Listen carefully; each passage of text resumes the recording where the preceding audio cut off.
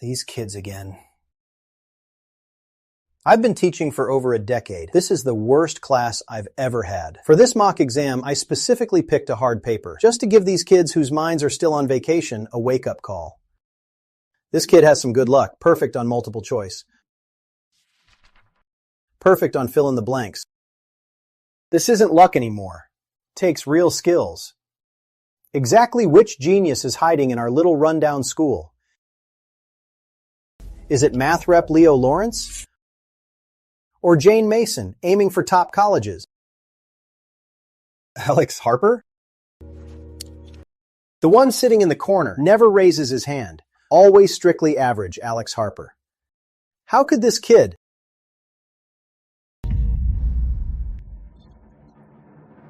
That's advanced college math. How could this possibly be done by a high schooler? I struck gold. I freaking struck gold. Alex, Mr. Campbell wants you in his office. He doesn't look too happy. Watch your back. Alex, did you bomb the math test? I saw you filled the bonus section. You just wrote nonsense, right? Mr. Campbell hates that. From the look of it, he's gonna eat you alive. Probably. I knew this would happen the moment I handed in the paper. I really did overdo it on this mock exam. Can't help it. The talent system made me get first place in class. Defend the base! Defend the base! I'm out of mana! Strong desire for knowledge detected from Scholar. Learning talent system binding. Binding successful. Desire for knowledge? I clearly had a strong desire for victory just now. Wait a minute, I've been bound to a system? But why a learning system? I hate studying. Math, level 0. Physics, level 0. Chem and Bio, level 0. IT, level 0. So a mighty high schooler like me gets all zeros? Are you mocking me? Scholar's current level is 0, which already includes the initial bonus. Original rating before binding, unrateable. So this 0 is actually your charity work? Starter mission. First mock exam after school starts. Scholar must rank first in class in at least one subject. Mission failure. Mission failure. Unbind. Unbind. First place for a starter mission? You gotta be kidding me. Anyway, I just need first in one subject, so I might as well start with my strongest subject, math. Looks like I'll be giving Mr. Campbell a big surprise today.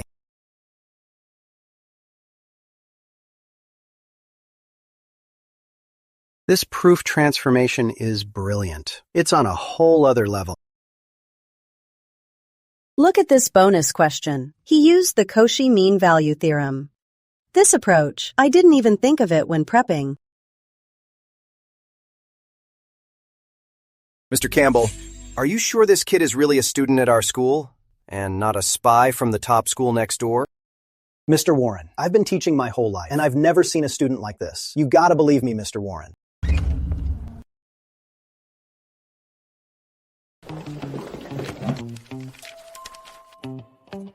What the heck? This situation is completely reversed. Usually students are the ones chatting.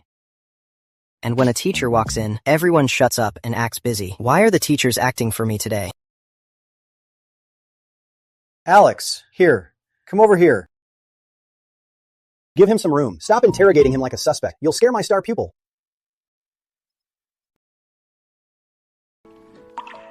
On this test, that last bonus question, did you solve it all by yourself? Yes, Mr. Campbell. I didn't use any reference materials. None at all. This substitution, how did you come up with it? Because the problem gave a periodic condition, f equals f. This condition basically turns an infinite domain problem into one on a finite interval. If you try to handle it over the whole real number domain, it's really tough. So my first instinct was to use a variable substitution and lock the problem onto the classic interval from 0 to pi. On this interval, trig functions are the best tools for analysis. It's a structural way to simplify the problem.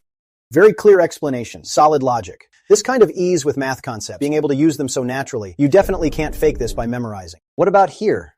You brought in the Cauchy mean value theorem here. This is college-level mathematical analysis. High schoolers haven't even heard of it. Over the summer break, I read ahead on my own using some college textbooks. When deriving this step, I needed to establish a connection between two functions' derivatives. Lagrange's theorem wasn't enough, so I immediately thought of its generalized form, the Cauchy mean value theorem. It's like a key tailor-made for this situation. Alex, Since you enjoy self-studying, what books have you been reading lately? He's finally showing his hand. The final boss is testing me. I've been reading mathematical analysis recently, and functions of real variables. Like in mathematical analysis, the Stone-Weierstrass theorem, and the Lebesgue integral in real functions. I think although these theories are abstract, their underlying logic is incredibly beautiful. Lebesgue integral? Never even heard of it. Stone what, Weierstrass? Is this stuff even for high school teachers? Lebesgue integral? He even reads about this? I shouldn't answer that, or I'll blow his cover. Oh man, that really brings back memories. Back in my younger days, I loved looking into this stuff too. Speaking of, the Stone-Weierstrass theorem, I always felt it had some connection to the Taylor expansion, but I couldn't quite put it into words. It always felt like I was just missing something. Give me a break, Mr. Warren. When you were young, you were notoriously slow. You only got into grad school by grinding away. And now, you start every sentence with, when I was young. What a joke. The scopes of these theorems and their proofs are in completely different dimensions. Forcing a connection between them is like comparing apples and oranges. Purely amateurish. So, Mr. Warren, you used to have this confusion too. I was worried I was the only one who thought so. When I first read these two theorems, I was totally lost too. But then I realized, Taylor expansion focuses on a single point. It seeks local optimums, like a sniper. The Stone-Weierstrass theorem spans the entire interval for global approximation. It seeks global optimums, like carpet bombing. One is precise, one is broad. Totally different approaches. Good job, kid. Your understanding is way deeper than mine was back then. Alex, seeing a student make such huge progress, we're happy for you, but also a bit worried. We're afraid your foundation isn't solid. If you don't mind, why not explain this theorem to us? This isn't about a lecture. He clearly wants me to do a live defense in front of all the teachers. Bring it on. Check. Let's see how you counter. Of course.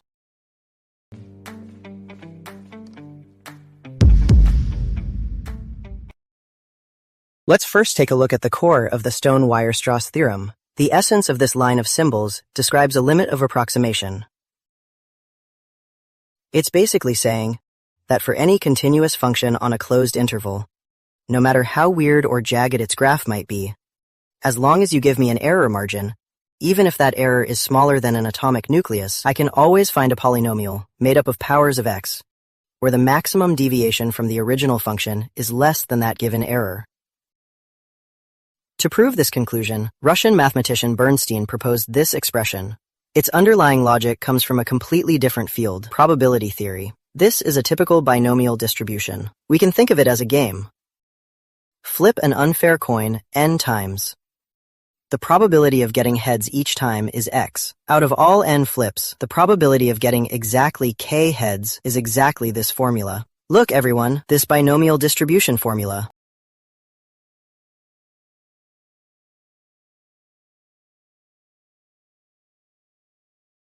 This kid's mind works so fast, I can barely keep up. What if he suddenly turns around and asks if we get it? When I studied this in college, I didn't even understand it this well. I've completely forgotten it all by now. Oh man, I did study these theories in grad school, but it's been so many years, they've faded away with my youth into the corners of my memory. Now I can only keep nodding, using tactical agreement to mask my strategic confusion.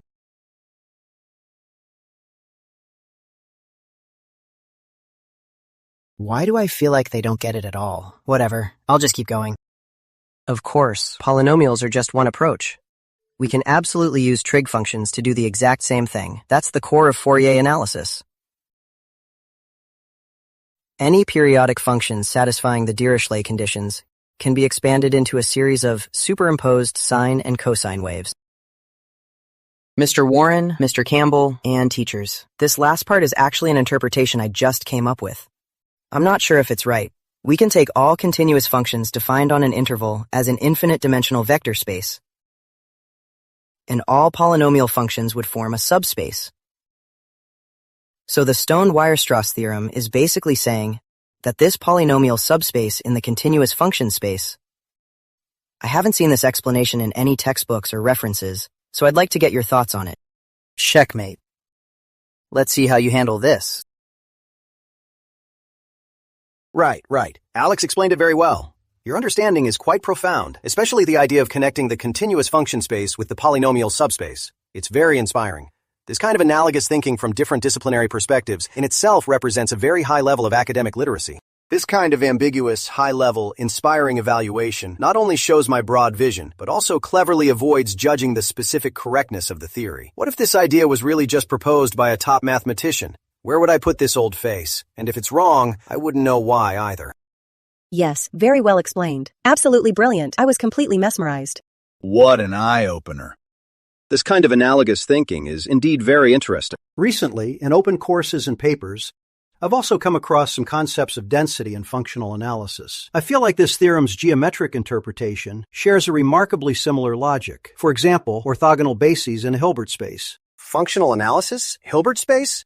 He's still going? This isn't asking for advice. He's clearly trying to expose us old guys completely. All right. Alex, you explained that brilliantly. I was quite mesmerized. It reminded me of those passionate days back in college. But let's just stop here for today. You can dig into the rest yourself. Keep exploring it. Sound good? Right, exactly. Your understanding is very profound. We need some time to digest this. Yes, indeed. Such an advanced math theory takes time to fully absorb. You go back and keep researching. If you have any new findings, come talk to us again. Are you nuts? Don't invite him back. Well, I just remembered I have an important meeting. Excuse me.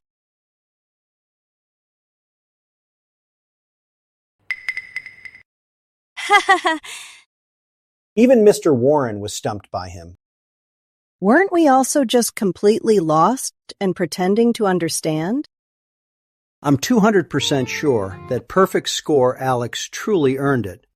No, the difficulty of this test is beneath Alex's level now. Having someone who can discuss Hilbert spaces, do high school math, is like asking a Michelin 3-star chef to cook scrambled eggs. Starter quest. First light completed. Completion rating. S plus more. Quest rewards. EXP plus 10. Points plus 1. Starter mystery box plus 1. Looks like Mr. Campbell had to mentally fully accept my perfect score before the system counted the quest as complete. This evaluation mechanism is really strict. Gate to academia. Quest description. End this boring high school life with the most outstanding performance and step into a world-class university. Entering a top university? I still have 2 years until college. I can set this as a long-term goal for now. Attaboy, you really kept it hidden. You've had a real breakthrough. A genius level one at that. All right, head back to class for now. Remember, if you have any questions about your studies, come to me anytime. No, not just about studies. Anything at all. Got it. Thank you, Mr. Campbell.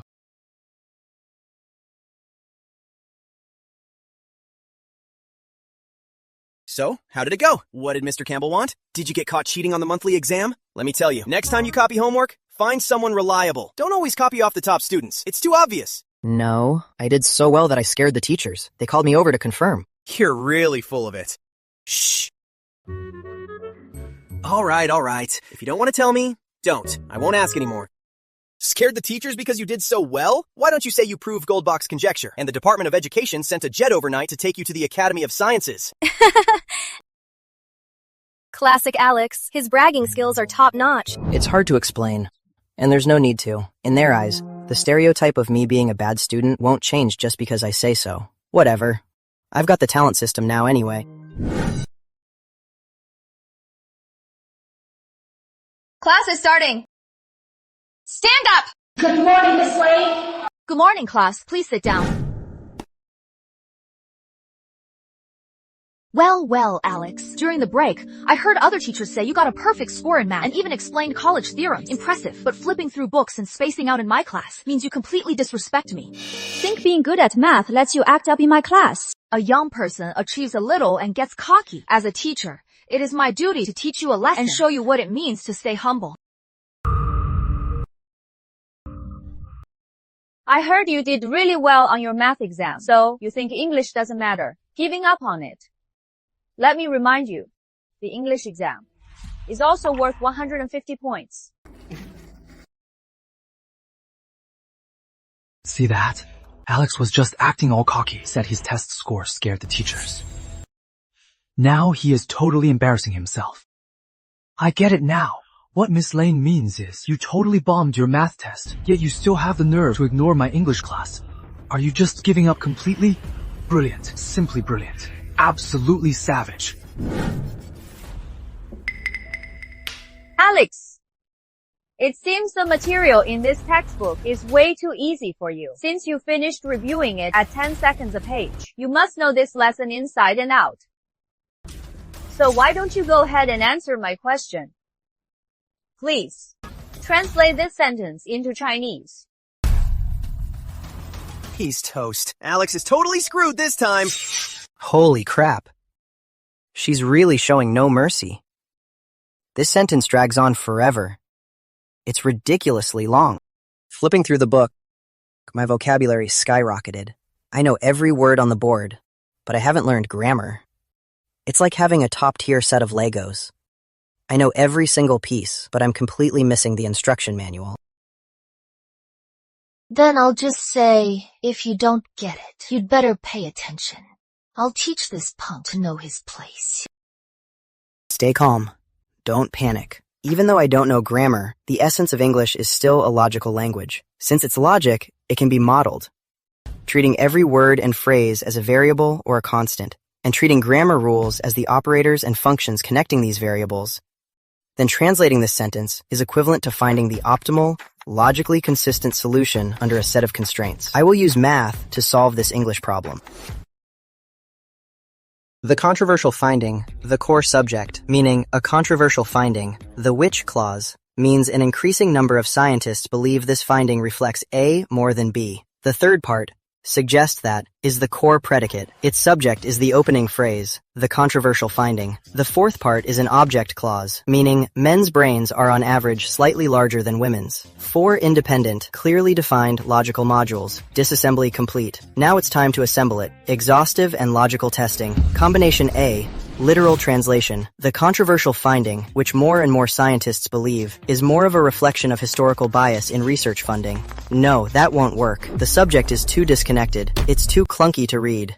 This is a suboptimal solution. Combination B. Fronting the clause. More and more scientists believe a finding reflects more on the research historical bias in funding. Splitting it into independent clauses loses the original sentence's rigorous clarity.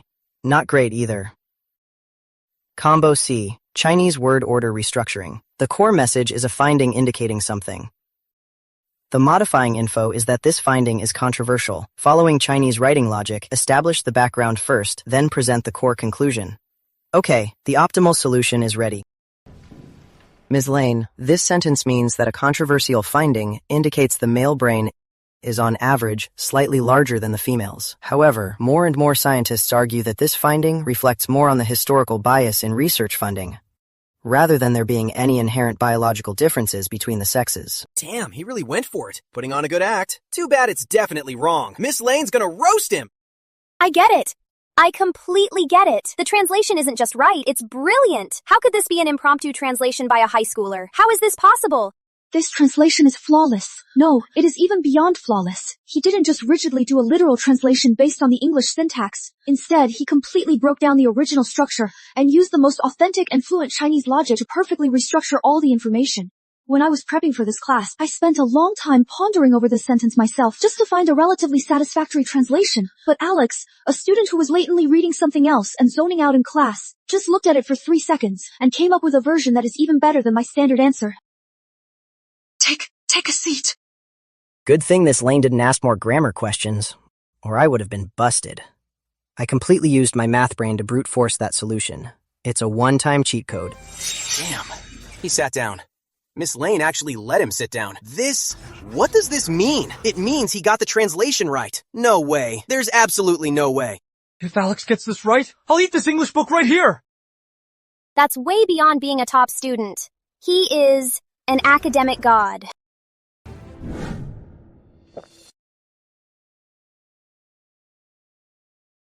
Mr. Campbell, that Alex, what exactly is going on with him?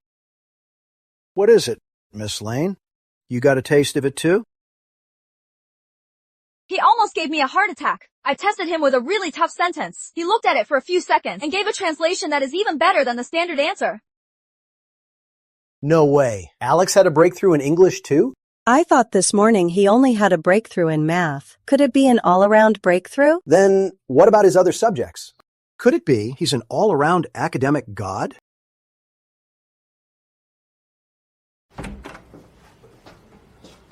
Mom, Dad, I'm home. Alex is back. Go wash your hands. Dinner's almost ready. Okay. Mom, Dad, for the back-to-school exam, I did pretty well. Oh, you. You suddenly studied so hard over the summer. It broke my heart to watch. Of course you did well. My son is as smart as anyone. Let's not put too much pressure on him. Just let him know that we are very proud of him. Yeah. Improvement is good, but don't get cocky. Stay humble and focused, all right? You still have a lot to catch up on, so keep working hard. My parents are just too cute. They clearly want to celebrate, but they're trying hard to hide it, afraid of putting pressure on me. I've decided to add some fuel to their suppressed joy. Dad, you're right. I should keep working hard. Too bad I can't improve anymore. What do you mean you can't improve, you little brat? You just made a little progress and you're already getting cocky, is that it? Alex, ignore your dad. As long as you improve, I'm already very happy. We don't expect miracles overnight. Because I already got a perfect score. You little brat. You got what?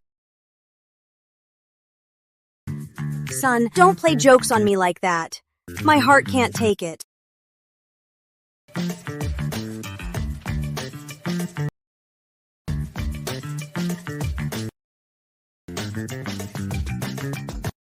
Oh, my boy. My son has finally grown up. It's real. Harper, keep it safe. Find a frame. We should frame this test paper. Yes, frame it. We'll hang it in Alex's room. Talent system. Starter mystery box. 100% chance to obtain a level 1 through 3 support item. Open.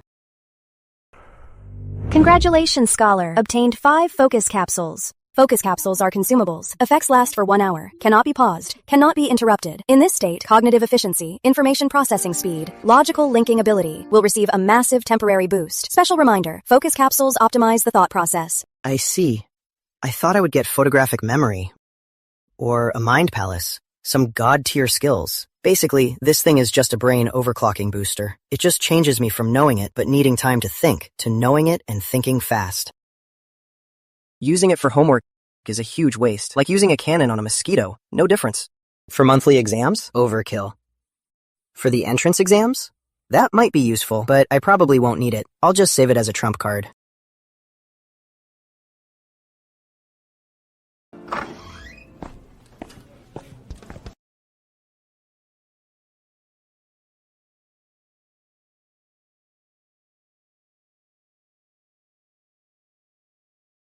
Take this test.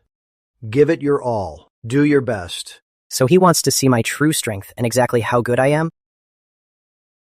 A classic mix of divisibility and Diophantine equations. The usual approach is to use congruence, testing modulo p or modulo n, or by assuming p's parity and split into cases. But both methods are like groping in the dark. The math is massive and it's easy to hit a dead end. The core of the problem is the quadratic n squared on the left and the cubic on the right have mismatched degrees, and n and p are too entangled. To establish a divisibility relation, I must lower the degree and isolate the variables. Direct polynomial division would yield fractions, not elegant. So I'll construct an intermediate term and forcefully eliminate n cubed.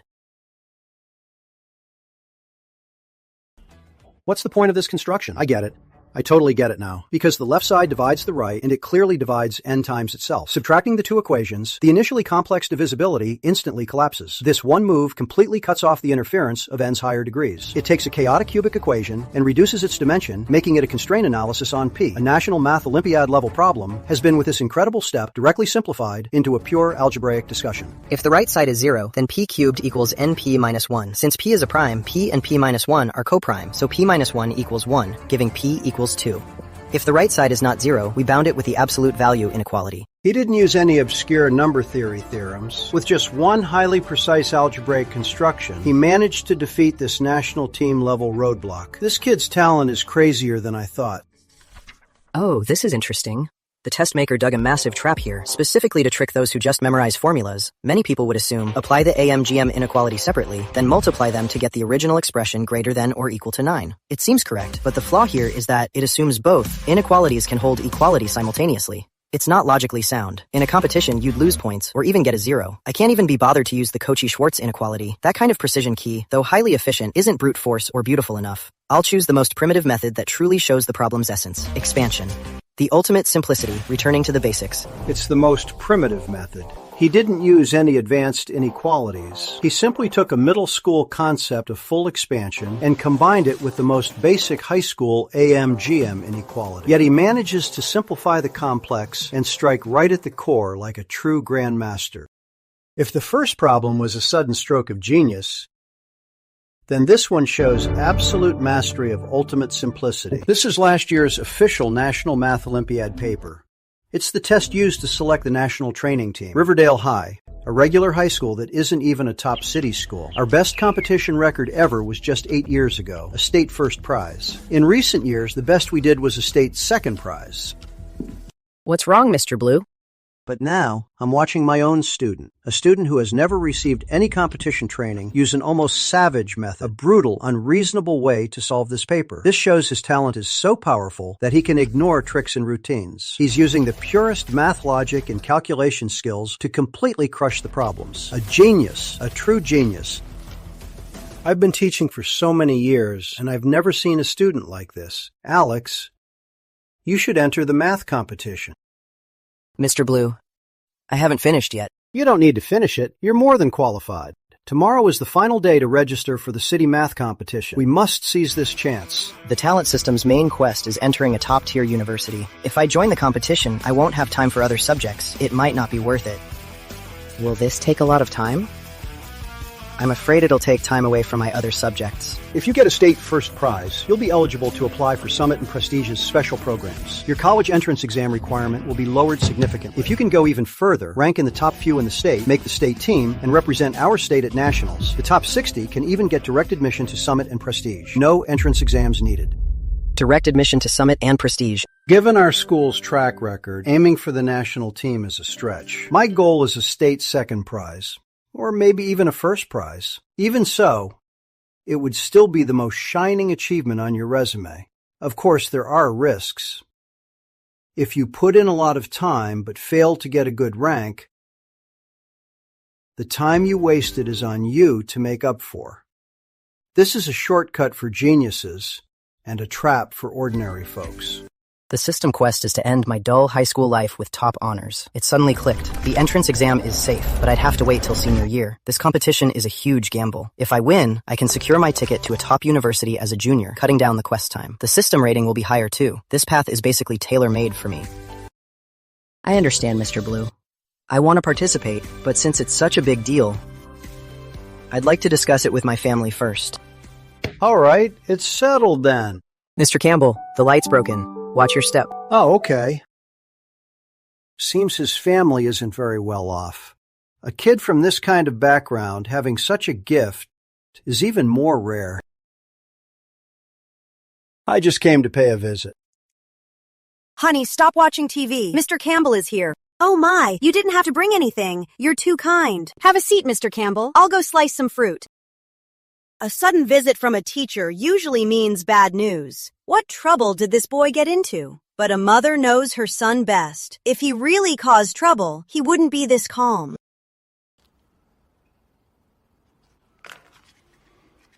Here, Mr. Campbell, have a smoke. No thanks. Thank you, Mr. Harper. You're too kind. Please have a seat, Mr. Campbell. Sure.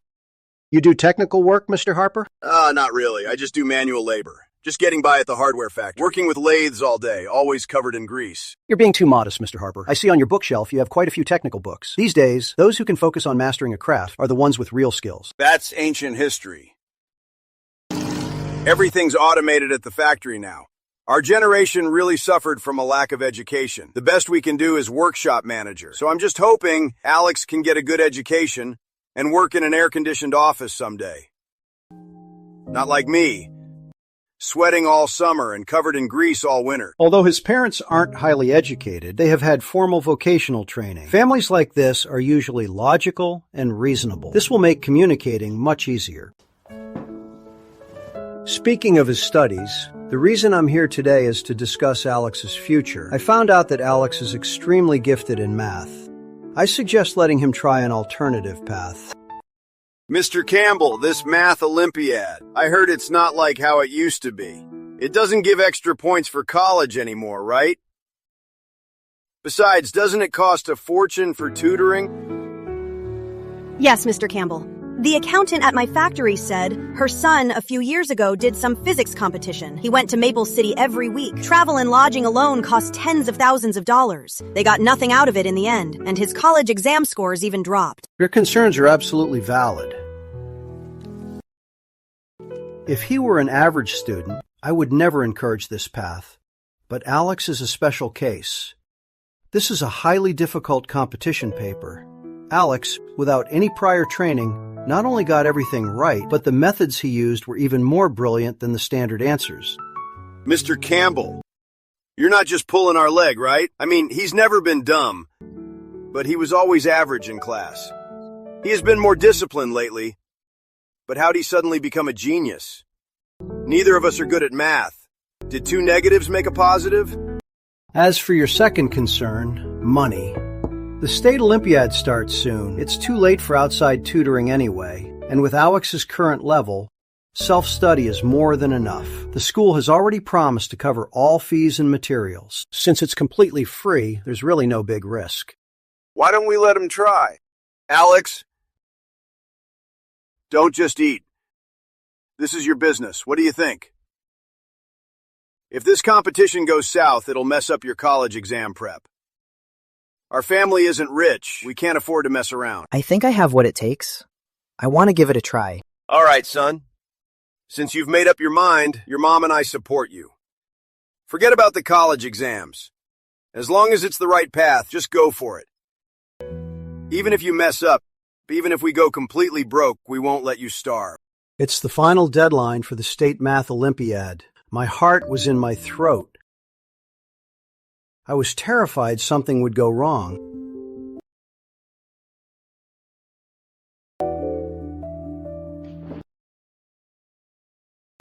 Made it. I made it just in time. That was more stressful than snagging holiday tickets.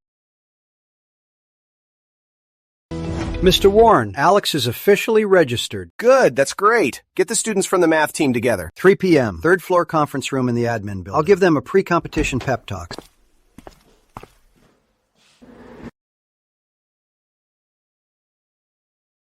Did you hear, Jack? Mr. Campbell. Suddenly squeezed a rookie onto the team.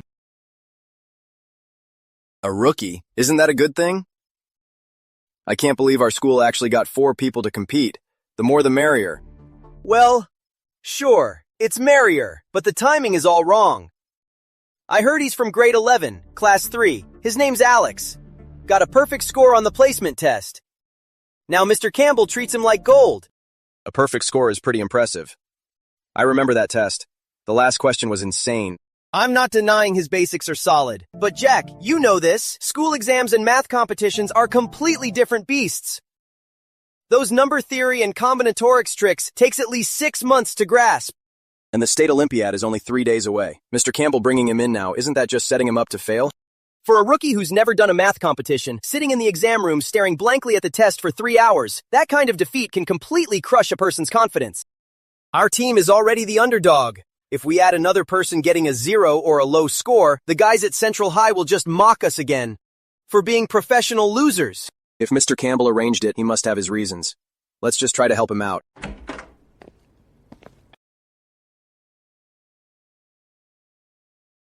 This guy, he clearly has no idea how deep the competition waters are.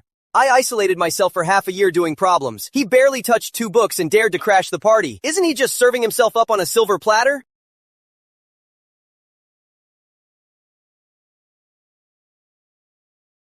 Comrades, my young mathletes, the State Olympiad is upon us. You carry the glory of Riverdale High. Glory. Jack, you are the veteran of our team, our backbone, our anchor. You must withstand the pressure this time. Emily, it's not easy at your young age. Just go all out. Brian, you are our best bet for first place in the State Olympiad. The school is counting on you. This kid, last time in the office, talking about some theorem almost humiliated me. Good thing I was quick on my feet and used the excuse of discussing it further later to brush him off. No, I must strike first this time and shut him up. Alex, I know you have a very profound understanding of math. As for those advanced theoretical questions, we welcome you to discuss them with the teachers after the competition. But right now, there are only 3 days left until the State Olympiad. The top priority is to put all your focus on preparing for the exam. Understood? What a sneaky fox. He's shutting me up first. He's so afraid I'll ask questions that might put him on the spot. Understood, Mr. Warren. All right, then. Keep studying. I have things to do. Alex, I asked a friend at Metro Central High to get these. Internal handouts and past exam papers. Time is tight and there's a lot to do. Over these 3 days, just go through these problems as much as you can. Get a feel for the competition. 3 days isn't enough, I know that, but looking at even one more problem gives you a better chance on the test. Our school's competition resources are limited. There's not much more I can do for you. These materials are your best shot right now. The exam is on Sunday. Sir, don't they need to do these? They got them a while ago. They're almost done with them. This pile of materials, I spent 3 whole months on it. Stayed up till midnight just to grasp it. And a newbie can finish in 3 days? Finishing all this in 3 days actually seems doable. Is he smiling? Is he just fearlessly ignorant? Or simply scared silly? Hey, Alex. These materials are really tough. You can't finish them in 3 days. I suggest you only read the first book on basic skills. Secure the easy points first. Don't bother with the rest. It's a waste of time and will just confuse you. Thanks for the advice, but I'd still like to try them all. Whatever. Let him learn the hard way. Once he's in the exam room, he'll know what despair really is. Brian, your foundation is solid, but your solving approach is sometimes too conventional, not flexible enough, especially when handling multivariate inequalities. Remember, if you see a non-homogeneous expression, your first reaction must be the homogenization method. All of you need to remember this too. Techniques like the homogenization method, which greatly reduce your solving time, must be used. Don't hesitate. In a competition, every second is extremely precious. Homogenization method? Why does this sound so unfamiliar? Seeing how they all seem to know it, this thing must be competition jargon. If I don't know, I'll just ask. After all, my current persona is a gifted outsider. Asking a basic question fits the character. Sir, could you explain what you meant by the homogenization method? What does it mean? Oh my god, he doesn't even know the homogenization method. This is as ridiculous as going to a basketball game and asking the referee what a travel is. How is he going to compete? Isn't this just a suicide mission? Forget it, he is my teammate after all. If he goes into the exam this clueless, he's going to embarrass Riverdale High. Hey, Alex. If the degrees on both sides of an inequality are different, how do you compare them? You obviously have to make them the same degree first. For example, replacing the constant 1 with a plus b plus c, or dividing the quadratic term on the left by a quadratic expression. You don't even know that? You're gonna get crushed in the exam. Here's the competition strategy manual. Page 15. Read it yourself. You better study up, or you won't even understand the questions. Oh, I see. Thanks. So that's it. The so-called homogenization method is just a minor application of projective geometry concepts in elementary algebra. By introducing a new variable or using given conditions, a non-homogeneous polynomial is converted into a homogeneous one, allowing us to use the properties of homogeneous functions to simplify the problem. Essentially, it's just introducing an equivalent constraint like a plus b plus c equals 1, or directly using a homogeneous expression of variables to eliminate the constant term, forcing a non-homogeneous inequality into a homogeneous inequality. Then we can apply AMGM, Cauchy, and power mean tools to crush it. It's a clever idea, but it's still just a trick, not the true essence. And they call this an advanced trick? Isn't this just standard algebraic manipulation? This knowledge system yields very little EXP, because these methods are just exam tricks, not the exploration of truth. But since learning it can get me into college early and finish the main quest, I'll reluctantly learn it. Huh? He stopped reading? It's only been a few seconds. Even if you're a genius, you can't learn it from just one glance. This is a core inequality technique. Did he not understand it? So he just gave up? Flipping so fast. What a waste of time. Hey, Emily. Hi. Quick question. The stuff on the Pell equation and Euclidean-type algorithm, which handout is it in? I've been looking everywhere. The Pell equation? Just 2 days ago, he didn't even know the homogenization method. How is he already studying that? That's material only for those prepping for the nationals. It should be in the last book of the number theory section. It's optional material. It's pretty tough. I'd suggest you focus on the basics first. Got it. Thanks a lot.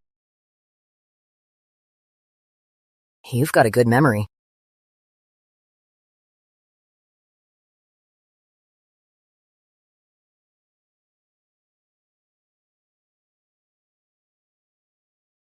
Ding! Congratulations, Scholar! Short-term intensive study task completed. Over the past 3 days, regarding the techniques of competition math, you've gained a complete understanding. Reward, 5 points. Current math experience, 55%. Not bad. For these exam-focused tricks, the XP reward is usually low. 5 points is a nice surprise. After grinding for 3 days, though many tricks are complex, the core ideas remain the same. State first prize should be in the bag. Still need to play it safe. Before the results are out, I shouldn't talk big. No jinxing it. If something goes wrong during the exam, where would my reputation as a math genius go? All right. No pressure, everyone. No more cramming tonight. Go home early and get some rest. Get plenty of sleep. Tomorrow is the day we see your hard work finally pay off.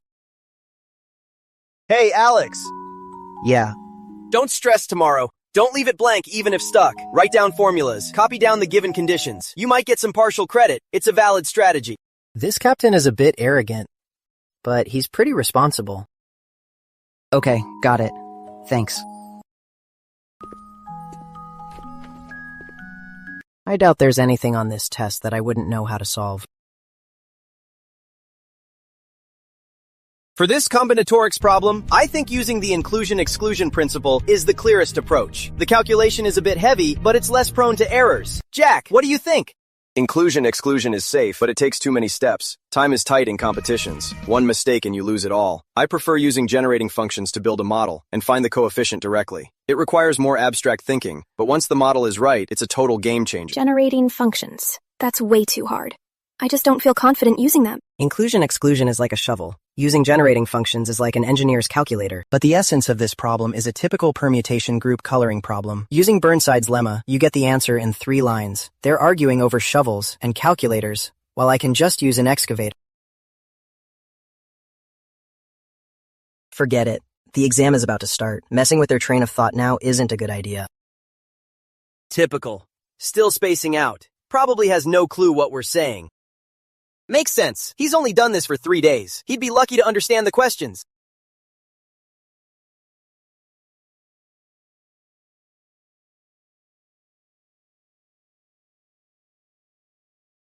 Like sheep wandering into a wolf pack.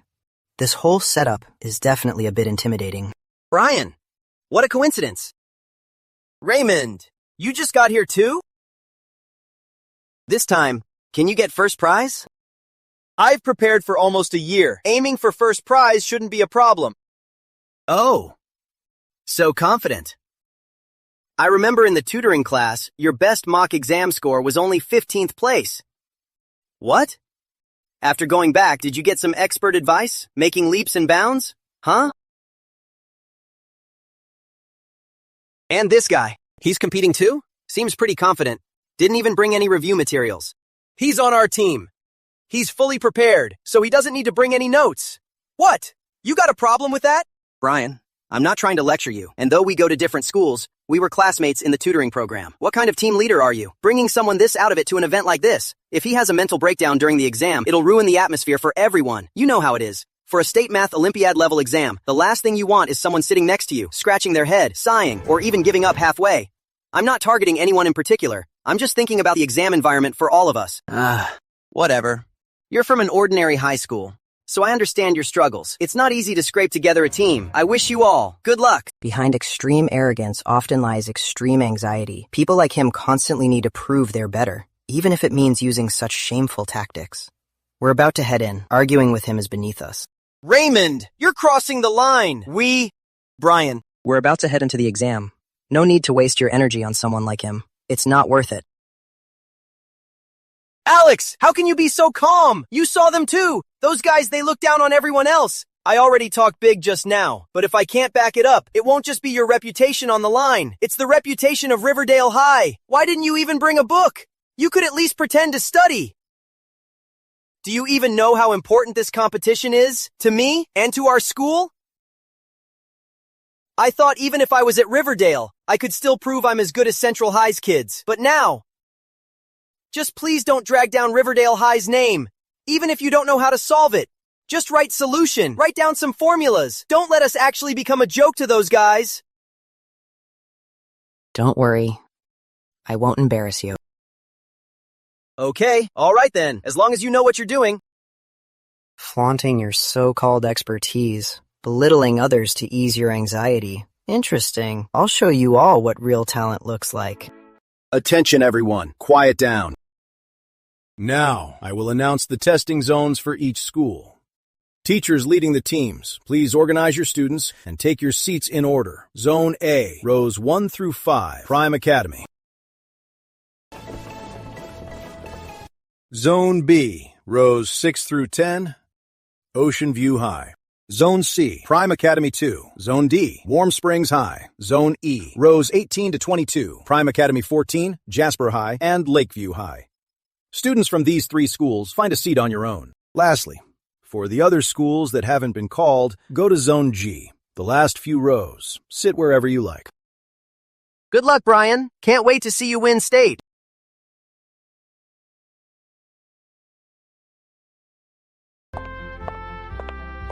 Silence, everyone. The exam is about to begin. The seal is intact.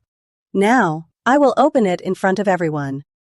The exam lasts 100 minutes. From now until the exam ends, no restroom breaks are allowed. If you have any questions, please raise your hand. If you finish early, you can hand it in at any time.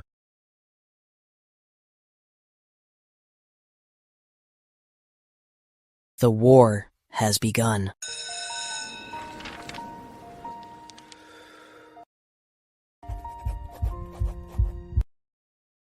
It's the Brocard point, a pretty classic geometry model. At Golden Key Tutoring, the teacher showed us 2 ways to solve it. One is trig substitution, brute forcing with the law of sines, but it's way too long. The other is the construction method, using rotational similarity to take 3 scattered conditions and cleverly merge them into one triangle. I bet, right? They're testing the classic models after all. Rotate triangle PAB around point A, then rotate triangle PBC around point B. Right. There's a key lemma here.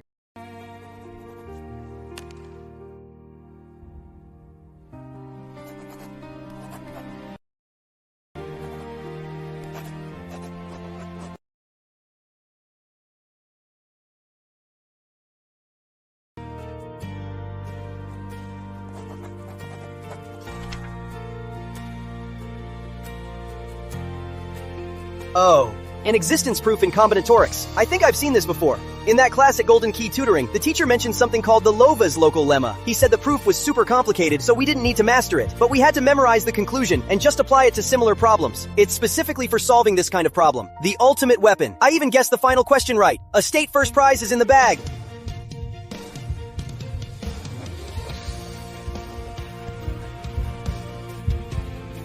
Excuse me, could I get some more scratch paper? Still calculating? And using so much scratch paper. Using this much paper, he must be on the wrong track, just spinning his wheels in a dead end. If you don't use the right method for these problems, you could calculate until dark and still get nowhere. Even though he's probably just writing nonsense, or stubbornly using the dumbest method, that drive isn't bad. It seems what I said outside the exam room about not turning in a blank paper, the kid actually listened. As long as he doesn't give up, good for him. Even if he ends up with a 0, as long as he fills the paper, it won't be a disgrace to Riverdale High. This problem is pretty tricky. The competition materials Mr. Campbell gave us, I went through them in my head, and I'm sure they never covered how to solve this kind of question. We need to prove there's a good coloring scheme. Or think about it the other way. Prove that the probability all schemes are bad is less than 1. A bad scheme means at least one edge has both endpoints with the same color. Let's say AI is the ith edge, and the event that both endpoints are the same color. Then P is 1 over K. If the graph has M edges, adding up all the bad event probabilities, the result is M over K. No, the max value of M can reach ND over 2. The sum of probabilities this way would likely be greater than 1. The union-bound method is too loose. It won't work. These bad events A of I aren't completely independent. If one edge goes wrong, it will affect other edges sharing the same vertex, but this effect is local. Right. An event AI is only related to a few adjacent events. One edge, at most, shares a vertex with 2 other edges. Other edges share the same vertex. Its influence is limited. If we can find a way to precisely describe this limited influence, does that mean we can bring that sum greater than 1 down below 1? I've never learned anything about the Lovász local lemma. In my world, there's no ready-made formula to use.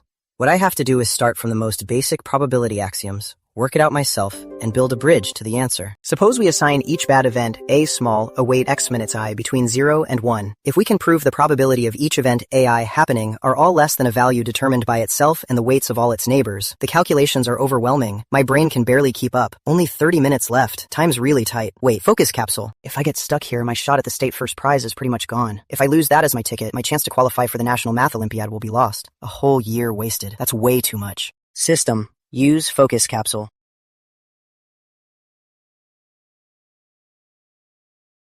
If there exists an xi between 0 and 1 so that for every I, it holds P another equal xi multiplied by the product of all, then the probability that all the opposite events of AI happen at the same time is greater than 0. I got it!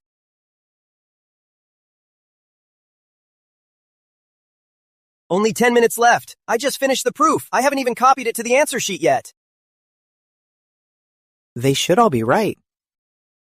I just don't know about this last question. Since my process is so complicated, will I lose points on the steps? But even if I lose a few points, getting a state first prize should still be enough. The last question was so hard. I had no clue. The conditions were so abstract. Didn't even know where to start. Same here. I tried proof by contradiction, but it just got more confusing. Looks like this question was meant to separate the scores. That was the Lovász local lemma. The problem is actually a classic model. If you know the lemma, it's basically free points. The calculations were a bit tedious, though. I filled almost 2 pages. Hopefully I'll get full credit. Brian, you're amazing. I can't believe you solved that. Looks like a state first prize is within reach. Our school is counting on you. How about you, Alex? I saw you calculating the whole time. Thought you were stuck. You okay? The last question was indeed tough. I haven't learned that lemma thing, so I just brute forced it. Took almost 40 minutes to finish. Brute forced it? Alex, that's a bit unrealistic. The probability involved in that question has very complex inequality structures. Without the lemma to back it up, just constructing that probability model would require massive case analysis and bounding. You're saying that during the exam, you derived and solved it on the spot? That workload is completely beyond what a few scratch papers can handle. It's like someone saying they used no instructions and intuitively built within an hour a Lego model with thousands of pieces. That's absurd. Brian is just looking at the problem with an ordinary person's mindset. But am I a freaking ordinary person? Maybe so. I probably just got lucky. I just happened to try the right approach and pieced the result together. Alright, whatever the case, putting something down is better than nothing. Go take a break and get some water. The second round is the real battle. It's a mix of number theory and algebra. It's definitely going to be harder than the first.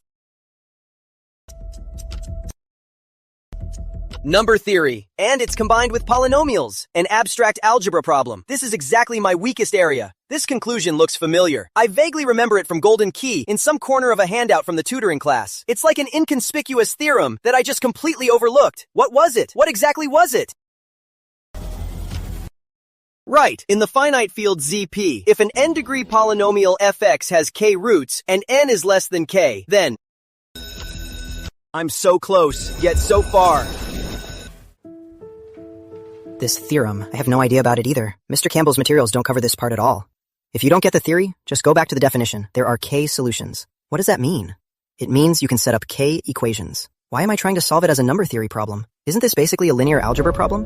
F equals an times x to n. A0 equals 0. This is about the coefficient a0 and a1 through an forming a homogeneous linear system. If n is less than k, then the number of unknowns might actually be less than the number of equations, k. Talent system. One more focus capsule. I should have nailed both finale questions. State first prize should be in the bag. I'm so doomed. I totally bombed the afternoon session. That last big question, I couldn't even understand the prompt. Same with the geometry one. I racked my brain over auxiliary lines, but had no clue where to draw them. Me too. Looks like I'm stuck with state third prize. These questions were so tricky, completely out of left field. For the afternoon finale, I had a theory, and the general direction was right. But that last step, the transformation of the congruence system, I just couldn't remember it. I left a big blank. State first prize might be shaky now. I'll either be at the top of state second or the very bottom of state first. It all depends on whether the grader gives partial credit. Come on, Brian. You're just humble bragging now. Getting to the last step already makes you a god, okay? We couldn't even understand the prompt. Exactly. You're definitely locked in for top of state second. With some luck, state first. Alex, how about you? You haven't said a word all afternoon. Were the questions so hard that you just shut down? It was fine. Just a bit harder than the morning.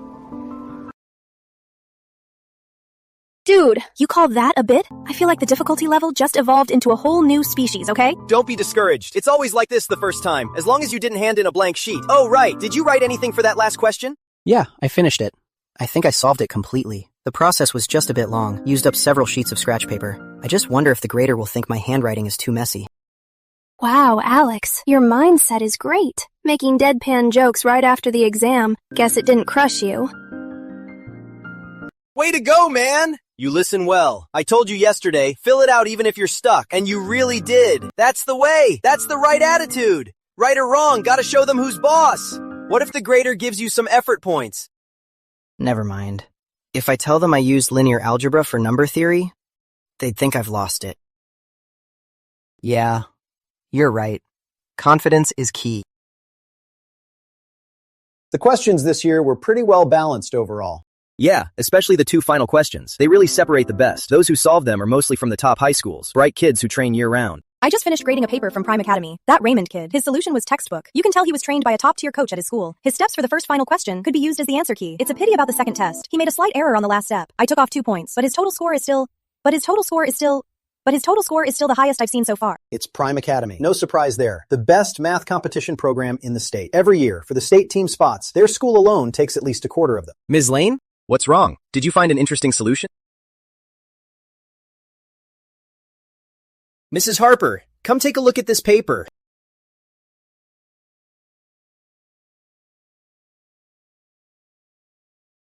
What is going on? This paper, the final questions for both tests, he solved them both. Oh, solved them both. That is pretty good. Let me guess, is he from Prime Academy or Ocean View? That's not the point. The point is his method. It's very unique. It's really unique. For the first test, he didn't use the Lovász local lemma. Instead, he started with the basic probability union bound, constructed a weighted inequality, and basically proved the lemma right on the spot. What? How is this even possible? This derivation. My goodness, the amount of calculation is terrifying. Look at his scaling technique here. It's a stroke of genius. Without profound mathematical foundation and incredibly strong intuition, it's impossible to think of this. This doesn't look like a student's work. This looks more like a derivation process for a mini thesis. Look at the second test, the finite field polynomial question. He didn't use standard theorems either. Instead, he converted the problem into linear algebra. With a Vandermonde determinant working modulo p, he brute forced the answer. This approach is so wild. He doesn't seem like a student with systematic competition training. What is the student's name? Which school is he from? Alex Harper. Student name. High school. Riverdale High. Riverdale High. Never heard of it. Found it. A regular high school in Riverdale. They've only won a state first prize once, and that was 8 years ago. Mrs. Harper, how should we score these two? His steps and the standard answers are completely different, even though the answers are right and the logic is sound, but... Full marks. It has to be full marks. This is no longer just solving a problem. This is showcasing math's purest charm. Without relying on any existing tools. Just using logic and deduction. This is true mathematical talent. Take this paper and double-check it from start to finish. if the earlier questions have no issues either. Then, this year's State Math Olympiad will produce an unprecedented perfect score.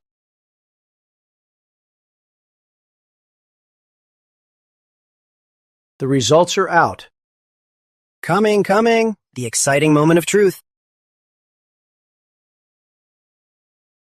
Brian is my most promising student. We were just aiming for a state second. Alex does have great talent, but he only prepped for 3 days. Letting him compete this time was just for the experience. Getting a state third would be great. Wow, you're amazing, Brian. Top 10 in state second? That's awesome, Brian. Now our school's Hall of Fame will definitely have your picture. Still only state second? The pride I had to prove I'm as good as Central High has now become a tiny thorn, piercing my heart, aching faintly. Not bad, just a normal run. Too bad in the second round, I missed the last step in number theory. Or I might have hit state first. That's not bad. This score has already made history for our school. Keep working hard next year and aim for a state first. Jack got a state third, which is a solid run too.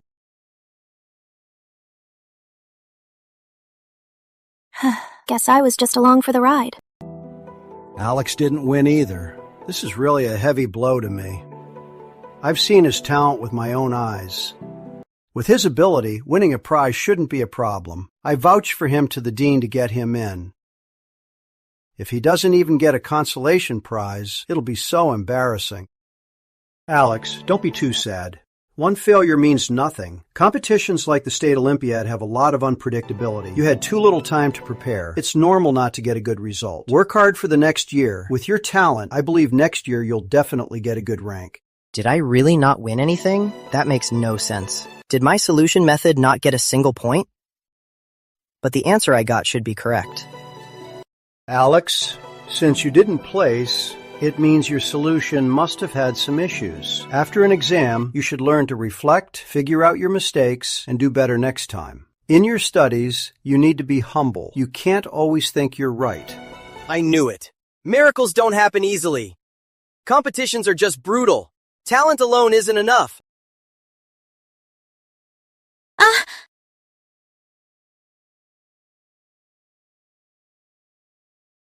What is it? Why are you so jumpy? Mr. Campbell, you guys need to see this. Oh, so my name is at the top. Why'd you skip the first prizes and check the second ones? I really thought the system bugged out. I knew it. Anything from the system is definitely top-notch. How could I not win a single prize? Is this just the same name? In our city, is there a second Riverdale High? It's him. It's our Alex. A perfect score. First in the state. Wow. So this whole time, what I told you yesterday about not leaving it blank for some partial credit, it must have sounded like a complete joke, right? Not at all. I know you meant well. You sneaky bastard. You really hit it well. If you're so good, why did you let me run my mouth? Watching me act like an idiot trying to teach you. Did you get a kick out of it? Not really. I told you I solved it. You just didn't believe me. Who the hell would have believed it? This sounds like fake news. If it turns out to be a mix-up, I'll be completely humiliated. Hello. I'm the leading teacher from Riverdale High, Mr. Campbell. I'd like to confirm the score of our student, Alex. Yes, Mr. Campbell. Congratulations. Alex from your school is the only one in this competition to get a perfect score. First place, state first prize. He did it! Alex is awesome. Riverdale High, Alex Harper. Perfect score. This Riverdale High come from out of nowhere? Mr. Warren, I've coached competitions for 10 years and never heard of them getting a state first prize, let alone first place. And the name Alex Harper. Have any of you heard of him? Doesn't ring a bell. He's not in the database. He's a complete unknown, like he appeared out of thin air.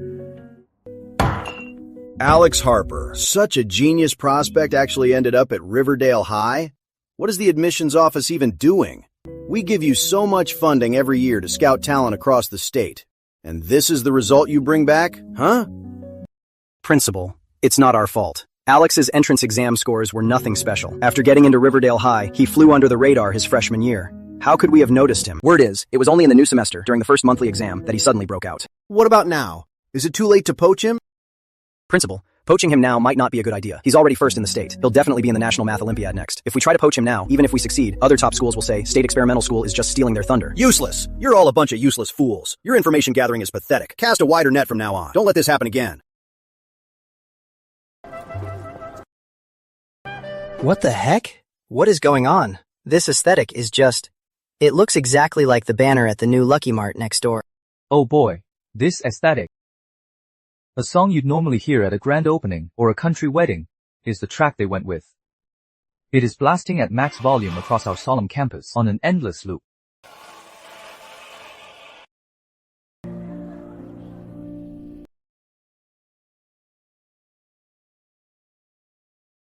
Holy crap! Is this really our school's banner? Am I seeing things? Alex, he ranked first in the last exam. He took first place in the State Math Olympiad. Way to go, kid. You made us science students proud. The new poster boy for the science department, that's you. I don't even know this teacher, but he's acting like my own uncle. Putting my name up is one thing, but couldn't they use a better picture? This photo is just awful. Whatever, just end me now. So this is what social death actually feels like.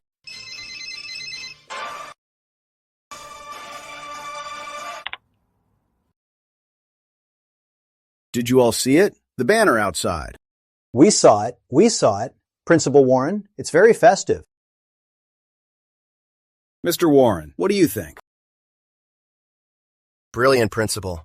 It's a stroke of genius. Especially the only perfect score part, shining in gold, so commanding. I told the ad agency guys 3 times they have to use the biggest font and outline it in gold. We need that commanding vibe. We want Metro Central High's Mr. Lawrence from a mile away to see our school's good news. I want to let him know that our students are all top tier. Oh boy, so their tastes. They're cut from the same cloth. Mr. Warren's kissing up is just on another level. He took that tacky design and praised it to high heaven. Yeah, Mr. Warren, you have a sharp eye. Great minds think alike, Mr. Campbell. You've done a great service this time, a real eye for talent. You found our school a real treasure. Emily, don't lose heart. Try again next year. After this, the school will definitely invest more in competition resources. Brian's state second prize and Jack's state third prize are also incredible achievements. In previous years, Brian, you'd be our school's hero. Alex, you've brought this school a huge, historic, and groundbreaking honor. This is Riverdale High's, in its decades of history in academic competitions, best result ever achieved, bar none. For the upcoming National Math Olympiad camp and any other future competitions, the costs will be fully covered by the school. Travel, accommodation, and food, you won't have to worry about a single cent. The school will also apply for a $20,000 special scholarship for you. The money really isn't much. My parents got calls from a few schools trying to poach me. Their scholarships were basically over $50,000. Alex, please don't think it's too little. This is the maximum amount our school could apply for. There's nothing we can do. Our school is poor, and our budget is tight. But material rewards are temporary. Honor lasts forever. Because of you, our school will definitely get better. In the future, we'll have an Alex Harper class. Your story will be in the school's history. You'll inspire generations of junior students as a role model. In terms of honor, the school will never let you down. Playing the emotion and honor cards, using future glory and a sense of belonging to make up for the lack of material rewards. This principal is quite shrewd. But I never planned to transfer anyway. The principal's attitude proves the school values me. Come here, Philip. Take a picture of our heroes. Principal, stand in the middle. Alex, stand right next to him. Yes, right there. Put your hand on Alex's shoulder. It looks more friendly. All right. Great work, everyone. You can all go now. Alex, wait up! What's up? Here, for you. What's this? Back in the city, I trained with a top coach. These are my camp notes. It has a lot of the teacher's unconventional tricks and methods. In the State Math Olympiad, getting a perfect score is sick, but I heard you solved a lot just by brute forcing it. Your logic and math are insane. I have to give you that. But the National Math Olympiad is a whole different level. Time is really tight. Just brute forcing it might really take too long. These tricks might not be orthodox math, but during the exam, they really help save time. Also, I misunderstood you before and was a bit harsh. Don't take it to heart. After all, nobody could have guessed you were such a monster. Alright, I won't be polite then. This is definitely useful. It'll save me a lot of time searching through books. Math genius. So from now on, you're someone who's going to the nationals. Can I book an autograph in advance? In case you become a great mathematician, I can brag to people that I was teammates with a world champion. Yeah, exactly. I'll be able to brag to the underclassmen too, saying when Math Genius was stuck on a problem, I was the one who handed him scratch paper. The State Math Olympiad is just the beginning. National Math Olympiad. I'm coming.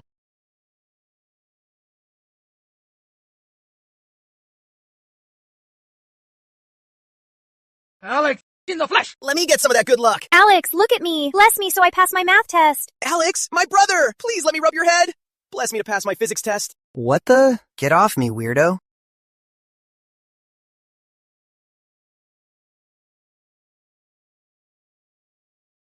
My books are gone. My draft books are gone too. Stolen? No, who would steal these?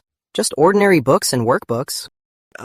Alex, your books and notebooks were all invited away by everyone. Invited away? You have no idea. For the 2 days you were gone, your seat almost became a tourist attraction in our class. After class, the whole class and even students from other classes came to watch. They all said they wanted some of the Math Genius's magic. Then, I don't know who started it, they said your textbooks are the top scholars' secrets. They're all blessed. These things are the holy relics of the Math Genius. Then everyone took one book each and divided them all up. I'm fast. I managed to grab this math book. I'm gonna take it home and keep it safe, worship it every day, and absorb some of your good luck. Is this what cyber superstition looks like nowadays? Alex, this is from your desk, the only piece of scratch paper I found. Although it's just one auxiliary line, I feel it hides the truth of math. Can I get it laminated and keep it as a souvenir? That line is just something I drew when I was bored in class. It doesn't mean anything at all. You guys can take it, do whatever you want with it. But there really isn't any special meaning to it. We get it! Any ideas?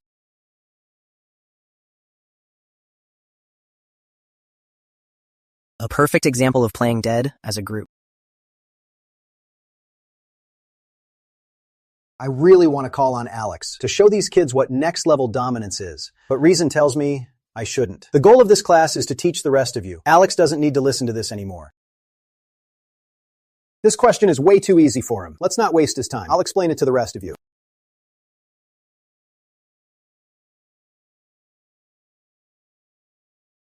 The passage I asked you to memorize last class. I'm going to start calling on people now.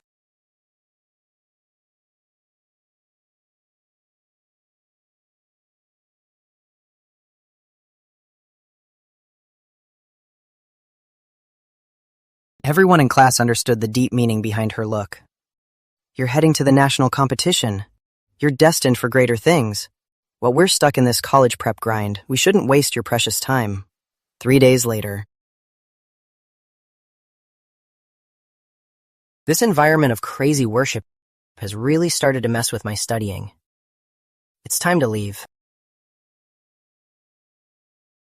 Fair enough. Our school is a bit too small a pond to hold a talent like yours now. Go home and prepare well. The National Math Olympiad is the real battlefield. That's where you'll find all of China's top math geniuses. For now, you can look online for some CMO prep courses. To be honest, our school has never had experienced tutoring for the CMO. For a lot of things, you'll have to rely on yourself. Come October, the state will hold a training camp. That training is highly professional. I'm sure it will help you a lot, Alex. To be honest, I've been teaching for almost 30 years. To be able to meet a student like you right before I retire makes it all worth it. I know that when it comes to math, there isn't much more I can help you with. It won't be long before you leave me far behind. But if you ever face any major life decisions in the future, or run into problems you don't know how to handle, or struggle with social situations, as long as you still see me as your teacher, you can come to me anytime. In those areas, I will do everything I can to help you. Thank you, Mr. Campbell.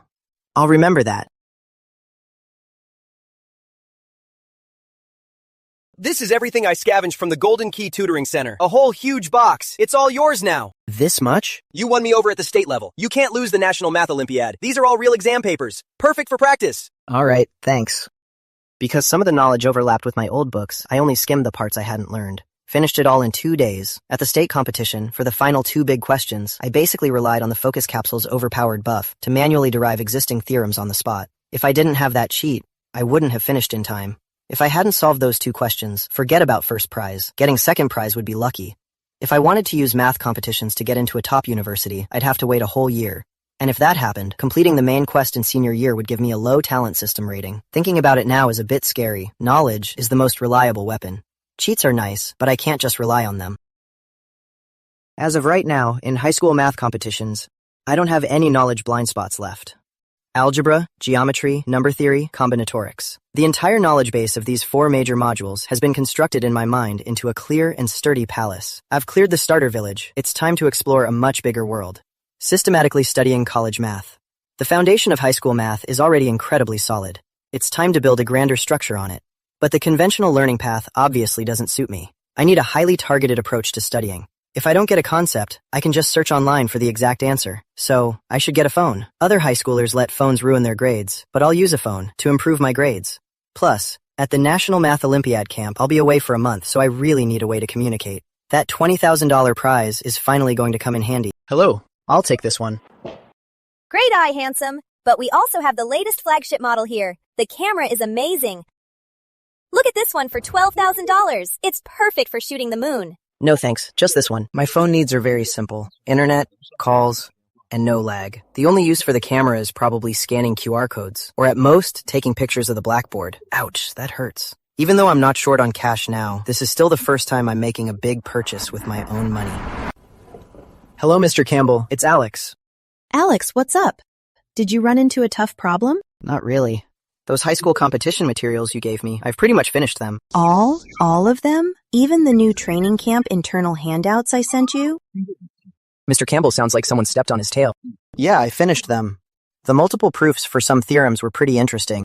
Gasp. I almost suspect Mr. Campbell sucked the phone into his mouth. Looks like my learning speed still exceeds the cognitive limits of normal humans. So, why did you call? I wanted to ask if you could recommend some classic college math textbooks, and maybe a few books to broaden my horizons. I want to get a head start. Sure.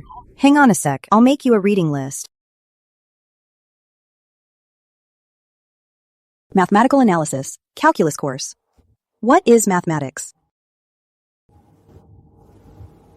Mr. Campbell really put effort into making this list. She definitely gave it her all.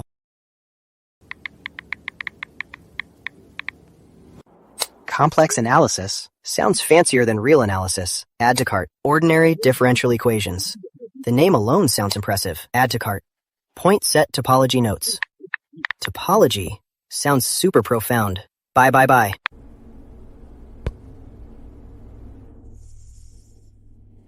My wallet, it's weeping. But then again, investing in your brain is the highest return investment in the world. Totally worth it. The books will take a day or two. Finally got a smartphone. Gotta surf the web a bit. Turns out the pure math world is far from what I imagined. It's not just boring formulas and isolated ivory towers. It's also a cutthroat battlefield. A world of bounties and glory. Every single name is like a legendary martial art. Sitting at the peak of the math world. Solving any of them makes you go down in history. Putting a mathematician's name up there with Euler and Gauss. Forget it. Let alone solving it. It takes me forever just to understand the question. What's meant to be will be. Don't force what isn't yours. Next, this Professor Summers is highly accomplished in number theory and combinatorics, and he has an amazing hobby, proposing conjectures. He even published a book for it, New Conjectures in Number Theory and Combinatorics. It contains a collection of his 820 challenging conjectures. Interesting. These conjectures are like a perfectly scaled set of dungeon instances. I can grasp the $100 ones. Once I finish basic college math, I might give them a try. The ones worth thousands require much deeper expertise and research experience. This is literally a complete leveling guide from noob to math god. But these conjectures mostly require college or higher level math tools. I don't know enough yet. Forcing a solution now would be a waste of time. The operator, Mr. Kent, is a senior high school teacher and a well-known expert in math competition problem design. Behind this account is an extremely active community of high school math competition fans. The reward amounts here aren't high, usually between 50 and 500 yuan. Mr. Kent posts these bounties partly to collect various clever solutions to these problems and partly to keep the community active. Isn't this just like a starter village's daily quests and bounty board? Not much XP, not much money, but there's plenty to go around. Perfect for a newbie like me who just left and hasn't even got full rare gear yet. This is absolutely tailor-made for where I am right now. First, the problems are competition level, falling exactly within the knowledge I've fully mastered. Second, he's looking for innovative solutions, which will push me to approach the same problem from multiple angles. Prep books, for efficiency's sake, usually only provide one or two optimal, filtered, standard answers. They show you the quickest path to the top of the mountain, but they don't tell you about the scenery along the way or the forks and cliffs. But the comments section here is a complete roadmap. Some crush it using coordinate systems, tedious but with crystal clear logic. Some use vectors and trig to navigate through an ocean of symbols, and others offer wild auxiliary line constructions, only to get stuck at a key step. Just tossing the idea out there. I get it now. For me, solving these problems themselves isn't that hard anymore, but these diverse, and sometimes even flawed or inefficient solutions have actually opened a brand new door for me. They let me see how a single math problem can take different forms across different knowledge systems. This gives me an anatomical understanding of the problem. Talent lets me find the optimal solution fast, but my lack of experience means I know little about other paths. And this place perfectly covers my biggest shortcoming. These test questions, if I want to use innovative methods, require some college-level math. I'll jot down a few new problems first and study them later when I have time. Hey buddy, are these dumbbell plates? It weighs a ton.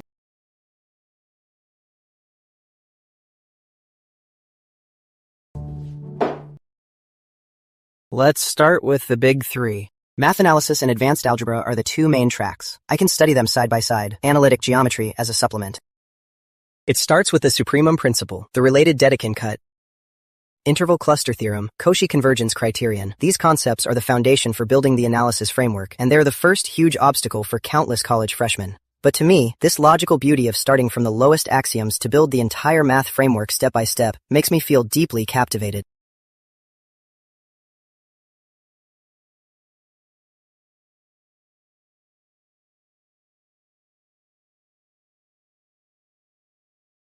In just one all-nighter, the first 4 chapters of Mathematical Analysis Volume 1, Real Number Theory, Limit Theory, Differential Calculus of one variable, Integral Calculus of one variable, I've completely mastered them all. The first 3 chapters of Advanced Algebra Volume 1, Polynomials, Determinants, Linear Equations, I've fully grasped them too. Ding! Scholar's math knowledge has increased. Math subject unlocked. 15 experience points gained. Math level up. Current math subject level, level 1. This isn't an enhancement of memory, nor an increase in calculation speed. It's a much deeper transformation of my talent. I can clearly see how the limit theory in mathematical analysis connects with the vector space in advanced algebra. The coordinate transformations in analytic geometry are essentially matrix operations in linear algebra. Ding! Congratulations, Scholar, on leveling up. You obtained Level Up Chest 1. Chest drop rates. 50% chance for a souvenir, 45% chance for level 1 to 3 items, 4% chance for level 3 to 5 items, and a 1% chance for level 6 items. The last starter chest guaranteed an item. This level up chest has a 50% chance of being a dud. Open! Congratulations, Scholar. You obtained a souvenir, an ordinary pen. First time with these odds, and my luck is this bad. Hit that 50% dud on the first try.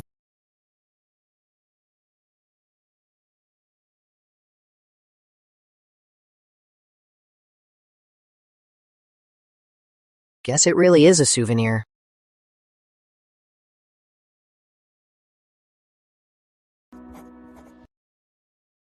Well, even if it's a souvenir, it feels pretty good.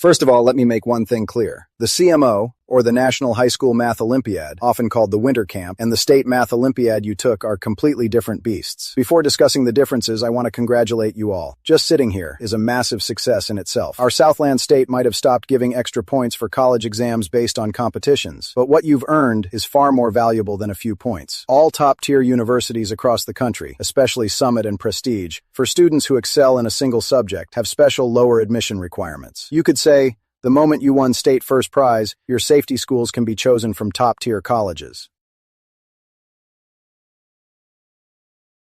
But I hope your goals go beyond that. The state level tests your proficiency, while the CMO tests your depth and creativity. Fewer questions, but each one is a fortress that could take you an hour or two to conquer. 2 days, 1 session a day, 4.5 hours each, and only 3 questions. This means you have an average of an hour and a half to solve a problem way harder than the final state-level question. Your goals should be gold and silver medals, or even making the national training team to secure guaranteed admission. All right, let's start with self-introductions.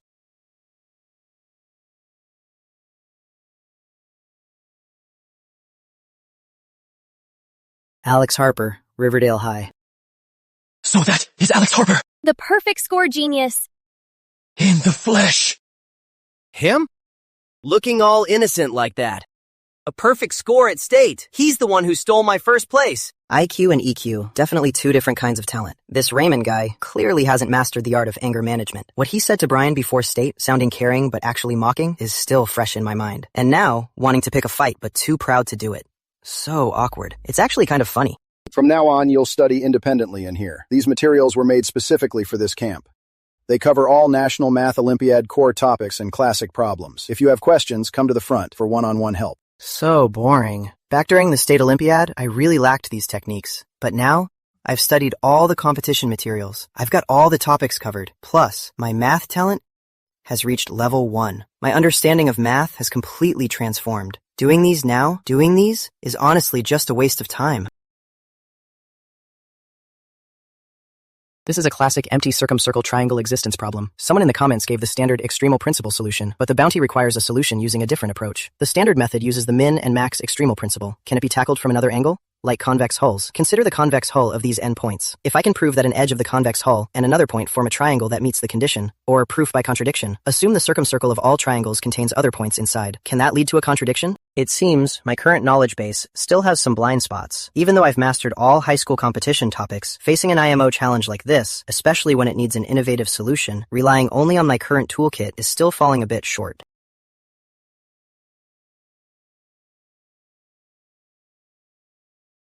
Alex, I noticed these past few days you haven't really touched the camp materials. Are the problems too easy? Or are you having trouble? Neither. The topics in the materials, I've already mastered them. Right now I'm going at my own pace and studying advanced topics. Mastered them all? Those materials were created by me and several college professors with a lot of hard work. Their difficulty and depth far exceed the State Olympiad. It's to help these top state competitors adapt to the National Math Olympiad's intensity. All right, I believe you have your own study plan, but I still want to remind you, the National Math Olympiad is no joke. You definitely can't let your guard down. Come to me anytime if you have any questions. Okay, thank you, Mr. Mason. Geniuses are unique. You can't use the same methods to manage a genius. Every genius has their own method.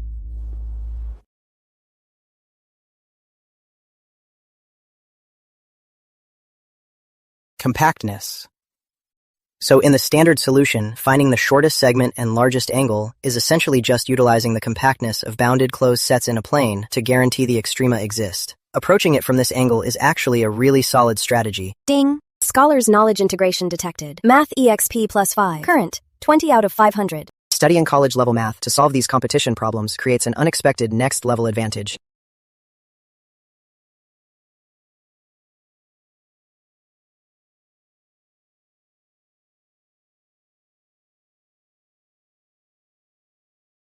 A divide, a chasm, an abyss.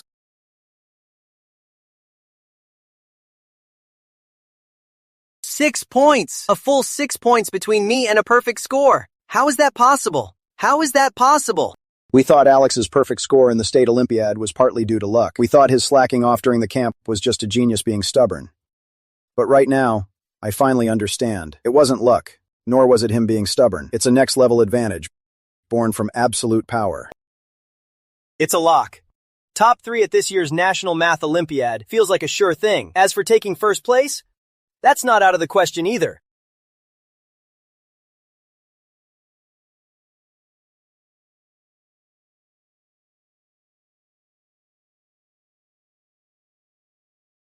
This is my first time on a plane.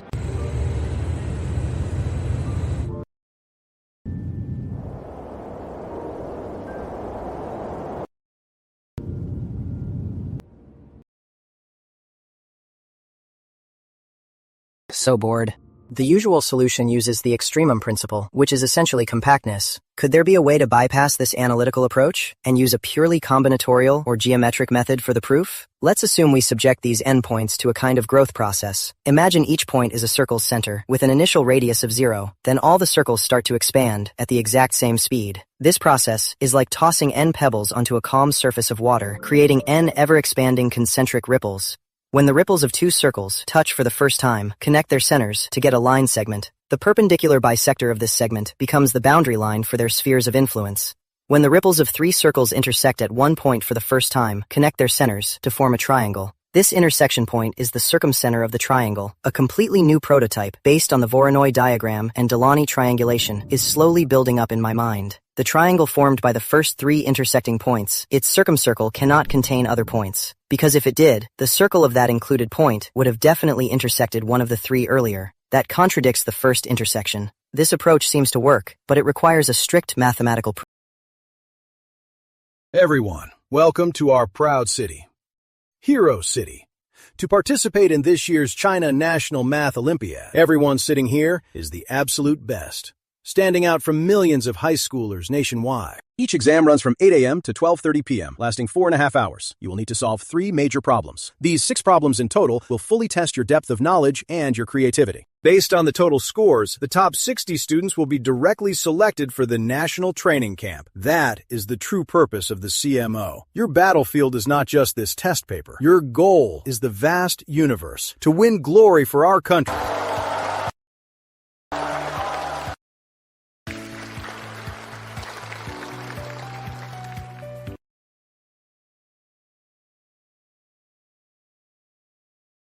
That kind of academic presence, quietly commanding respect, the way a few words can make deep concepts seem so simple and clear. That takes real skill. I could truly feel what it means to be a giant in the field.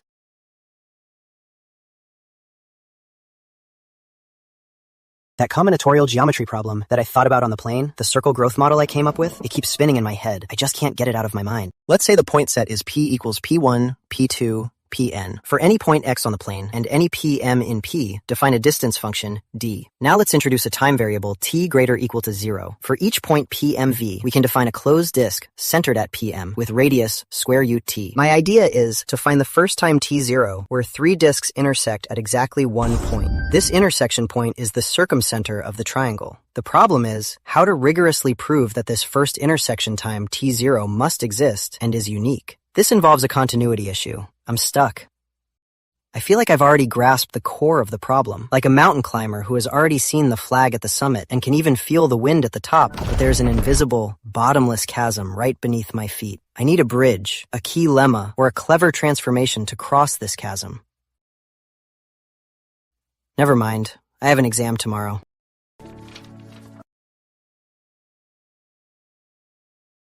That unfinished proof from last night was like a looping melody in the deepest part of my mind, echoing all night long. I can feel that I'm so close to the final answer, just one step away. It's a highly subtle and indescribable state. It's like a crucial logical piece is right in front of me, yet wrapped in an impenetrable fog. The one that can turn the entire circle growth model from an intuitive, physics-inspired imagination into an irrefutable, rock-solid mathematical logic. That most crucial missing link. What exactly is it? Alex, it is 7! Time to get up!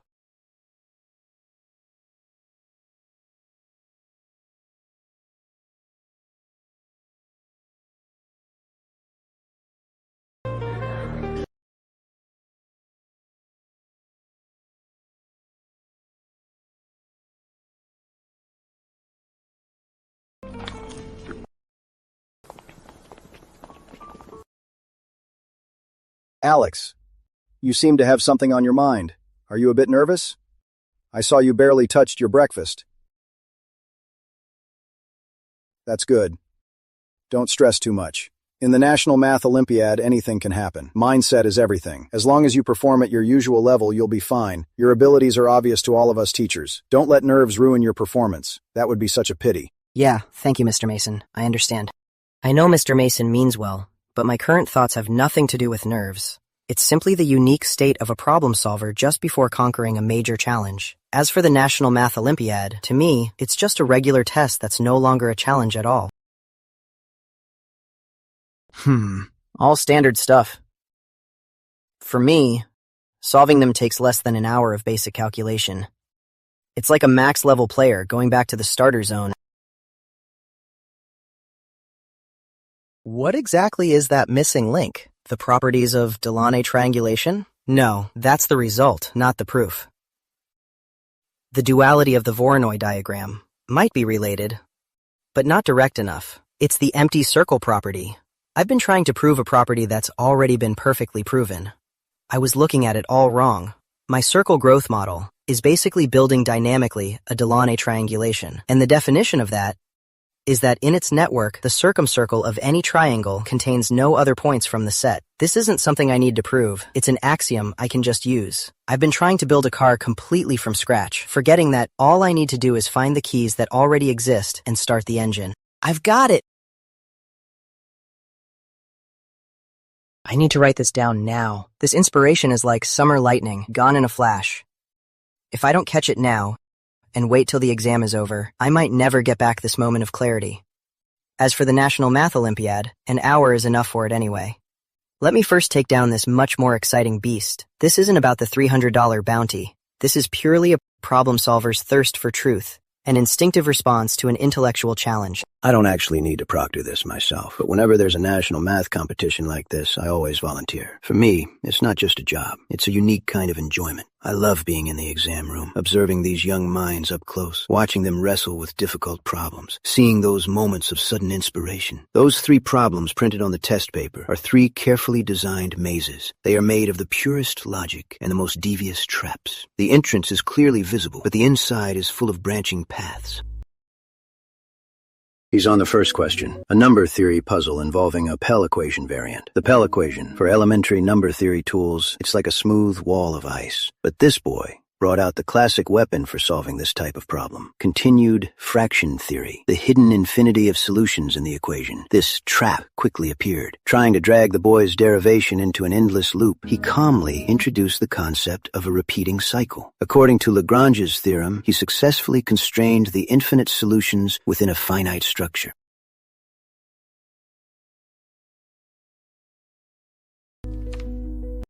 Brilliant. This kid's foundation in number theory is already at the level of a top college student. This is a tricky maze. She's trying to use the inclusion-exclusion principle to smash through the wall, but the wall's structure is extremely complex. With every strike, a pile of complex combinatorial numbers falls out, a very bold approach. She's using what Laplace called the analytic soul of probability, the generating function, to transform a discrete sequence problem into a continuous function to solve it. This is an incredibly elegant transformation. It's just like translating between different mathematical languages. This is the National Math Olympiad. Even among geniuses, the gap is still like a massive chasm. This student, I think he's the perfect scorer from the Southland team. Alex Harper. Over at the grading team, there's been so much hype around this wildcard genius. I'm feeling a bit excited, wanting to see how this legendary genius will use his groundbreaking logic to crack these 3 mazes. What's going on? Did he give up, or is he intimidated by the difficulty? Wait, what is this? What is he doing? I just realized what Alex is deriving on his scratch paper, and the 3 questions on the test have absolutely nothing to do with each other. The 3 National Math Olympiad questions. One's number theory, one's combinatorics, and one's an algebraic inequality. They have absolutely nothing to do with computational geometry. What on earth is he calculating? Could it be that he's using some sort of completely incomprehensible cross-dimensional logic to solve one of these 3 questions? Like how Grothendieck used highly abstract algebraic geometry to unify seemingly unrelated fields. Impossible. That level of abstract thinking, let alone for a high schooler, even among top mathematicians, is incredibly rare. And the derivations on this scratch paper are very specific. He is just solving a specific geometry problem. So the only explanation is this candidate at the National Math Olympiad on the battlefield for the highest national honor, while all the geniuses are fighting tooth and nail, he is doing his own math research. This is beyond arrogance. This is absolute madness. Finally, solved it. I can't take the scratch paper out. I'll have to memorize it and rewrite it after the exam. Even though $300 isn't much, the thrill of solving a tough problem is priceless. Ding! Innovative solution by Scholar detected. Math EXP +5. Using innovative methods to solve math problems is definitely a great way to grind EXP.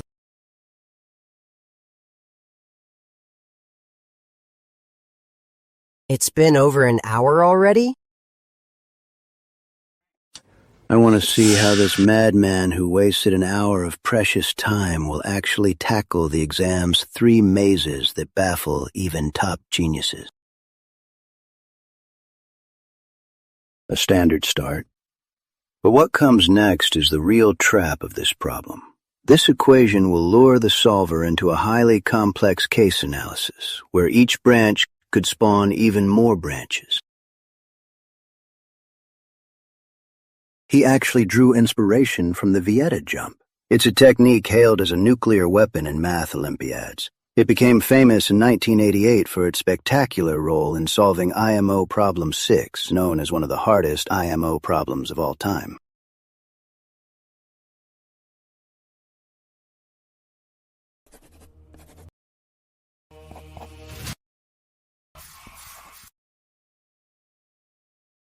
He easily bypassed all the traps. From a higher dimensional perspective, he saw right to the essence of the problem. This kid's number theory skills are unfathomable. If earlier, that genius from Gold City High used masterful swordsmanship to dismantle the beast's defenses move by move, then Alex is like a god. He merely glanced at the beast, and the beast just surrendered its weak spot. This is a classic combination of combinatorial geometry and a coloring problem. It looks simple, but it perfectly embodies the concept of invariance. The simplest black and white coloring won't work. Even with a 4-color method, it is hard to find that simple invariant.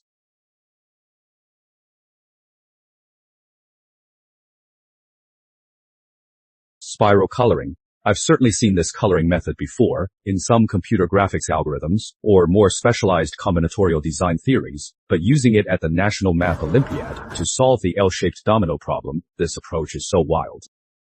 Oh my god! He found the true essence of this problem. Regular coloring methods are like using a generic wrench to turn a weirdly shaped screw. It never quite fits perfectly, but Alex's spiral coloring method is like it's made for this L-shaped domino screw. It's tailor-made, a perfect one and only key. Brilliant. It's absolute perfection. The ability to find the core structure and build tools specifically for it shows the potential of a great mathematician. This problem is widely known as the meat grinder of this exam. In this entire room, those who can solve it completely won't exceed 5. A bit tricky.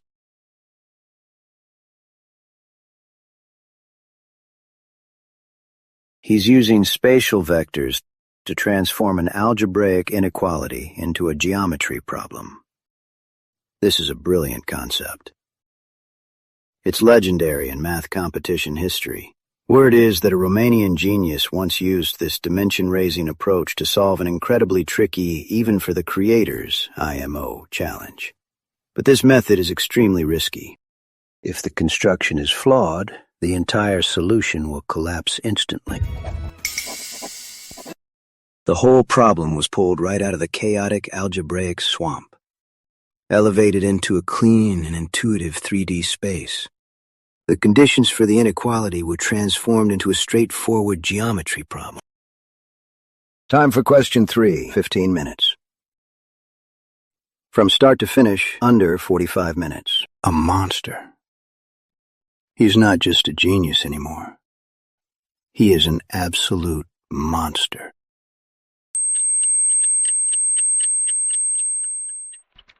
About 2.5 hours left before the exam ends. I'm not handing it in early. If I hand it in now, I'll definitely bump into my teammates. Then they'll keep asking me questions and discussing the problems. It's too annoying. More importantly, I just realized a brand new solution to that geometry problem. My inspiration is at its peak right now. I need to take that idea based on the Delaunay triangulation and deduce a more rigorous and concise proof. Even for the same result, the reasoning process can sometimes take unnecessary detours. What I'm pursuing is clearly more elegant math. He is actually doing his own research. I've seen so many fighting for scores, fighting for rankings, those driven geniuses, but I've never seen a kid who, at the peak of such a high-stakes arena, still holds on to the purest passion and curiosity for math. It reminds me of those legends in math history. At just 20, he solved a special case of Fermat's last theorem that was Galois. On the eve of a duel, he scribbled down group theory and the Indian genius who died too young, Ramanujan. This kid is destined for greatness. Oh my god! Are these questions meant for humans? I spent nearly 3 hours on the first one, alone, and I still don't know if it's right. That coloring issue in the second question, I racked my brain and still couldn't get it. So sneaky. Alex, how did you do? Not bad. What do you mean, not bad? That Pell equation in question 1. Did you solve it? I analyzed several cases, but felt like I missed some. No need for cases. With the Vieta jump, you can construct the structure of the solutions directly. Wait a jump. You use it here.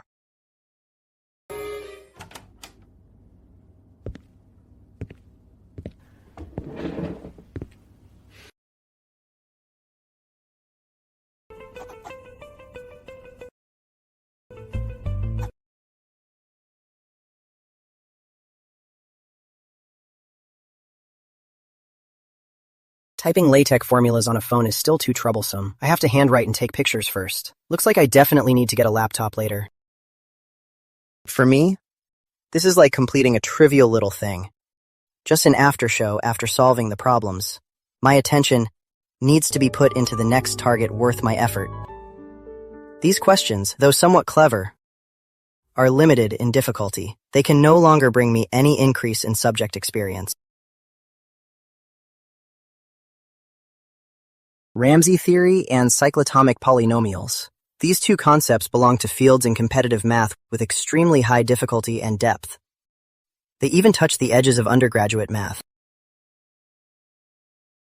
Between cracking the bounty problem today and solving 3 tough exam questions, that massive amount of calculation was really draining. I didn't use a focus capsule this time, relying solely on my own brain power. My brain is definitely feeling the fatigue. For tomorrow's exam, I'd better not drop the ball.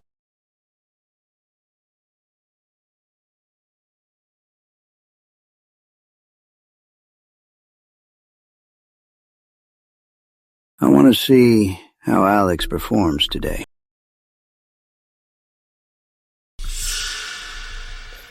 His problem-solving process is less about thinking and more like a reproduction. It's like these problems aren't new to him. Instead, they are old friends he's calculated in a higher dimensional mental space 1,000 times. This is exactly Alex's level 1 math talent that brings him an almost instinctive math intuition. Only 50 minutes have passed. This is no longer just powerful calculation skills. It's an almost terrifying insight into mathematical rules. He's the most gifted high schooler I've seen, bar none.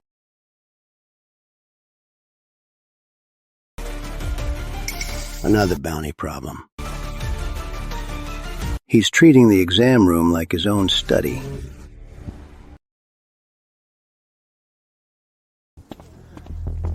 Alex, how was it? Give us an estimate.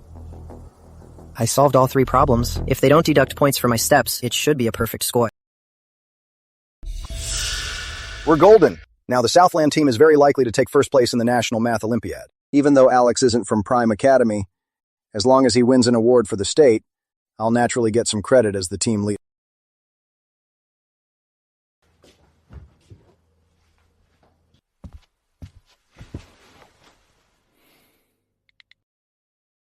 Holy crap!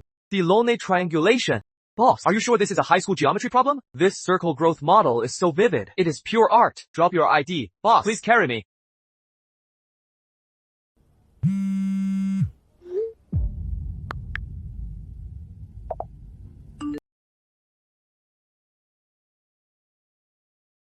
Thank you, sir.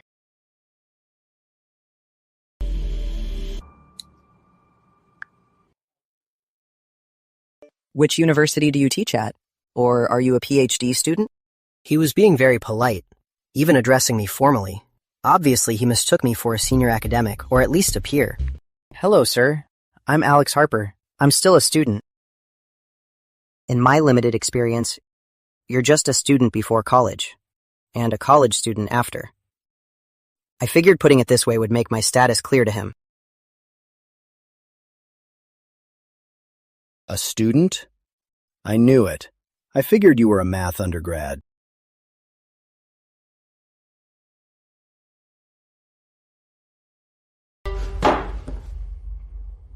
'11th grade? An 11th grader, using such brilliant logic to solve a problem even I find tricky. A combinatorial geometry one. That's impossible.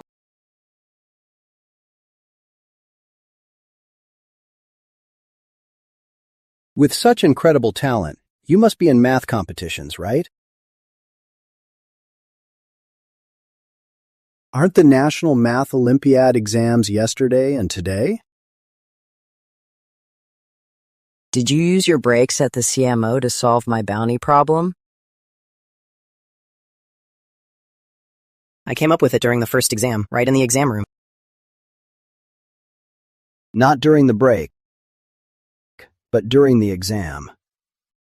A slight difference, but worlds apart. I thought Alex took the National Math Olympiad and solved my problem on the side. Now I see how wrong I was. The truth is, he was solving my problem and took the exam on the side. Is he even human? Alex, your talent amazes me. Are you interested in the other high bounty problems on my channel? Ramsey, numbers and cyclotomic polynomials. Good. I'll be waiting for your good news.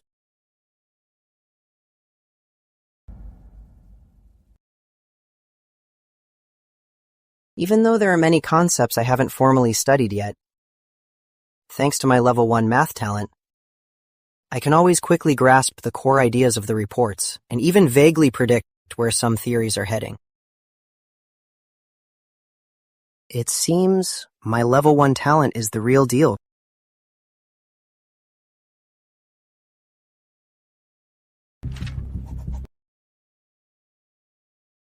The last question this year is a bit out of scope. I've graded 30 papers, and only one got partial credit. Same for question 3. That inequality setup is so clever, most students got completely stuck. Solving more than 3 questions right will probably be the gold medal cutoff.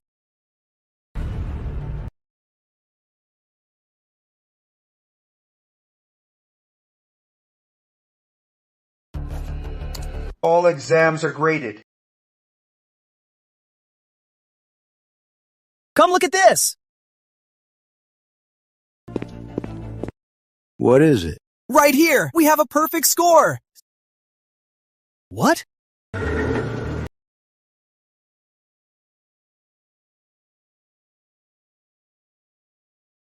Alex Harper. It's Alex Harper again. Southland team struck gold this year. I graded his 4th question. The solution was pure art. Without a doubt, he's this year's top gold medalist. I'm still the boy I used to be, without a single change. From Capital City? Are telemarketers trying this hard now? Hello? Hello? Is this the Riverdale High Math Competition team's Mr. Campbell? His voice is so nice, like a news anchor.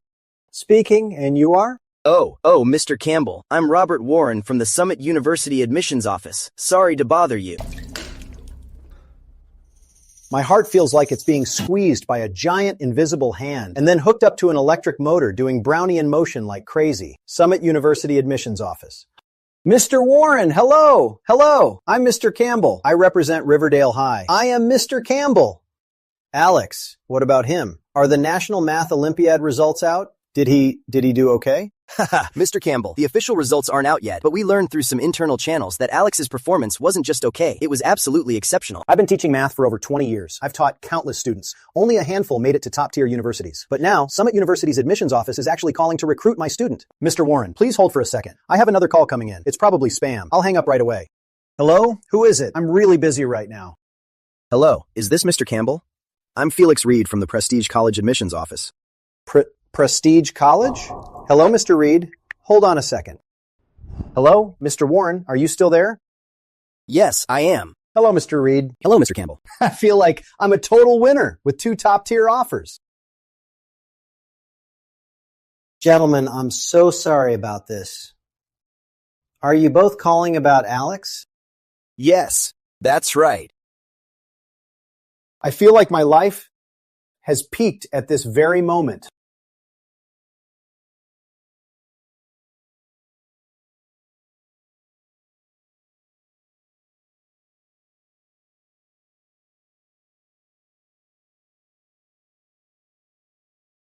Hello, am I speaking to Alex's mother, Mrs. Harper?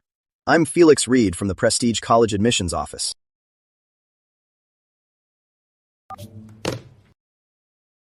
These scam calls nowadays are getting ridiculous.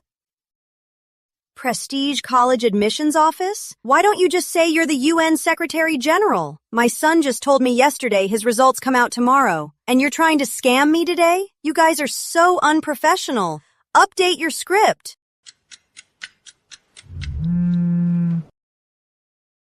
Hello, Mrs. Harper. I'm Robert Warren from the Summit University Admissions Office. Ha! You guys are teaming up now, huh? Everyone, come listen to this. Look how dedicated scammers are these days. Got Summit and Prestige all lined up. What's next? Harvard and Oxford? Mrs. Harper, I'm really not a scammer. We genuinely want to invite Alex. All right. Just tell me how much money you want. If you ask for more than $100, I'll be damned. I'm telling you, I've already called the cops. Your behavior has seriously disrupted our family's normal life.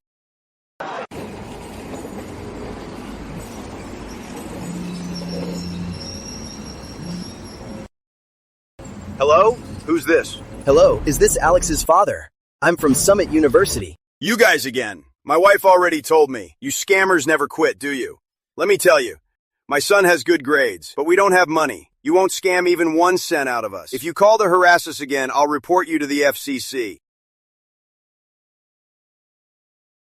Son, 2 scammer groups claim to be Prestige and Summit admissions. They kept calling to recruit you. Oh boy.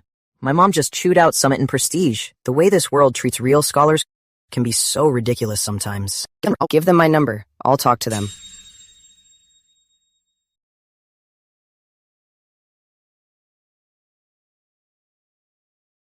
Hello, is this Alex Harper? I'm Robert Warren from Summit University. Hello, Alex. I'm Felix Reed from Prestige College. You finally answered.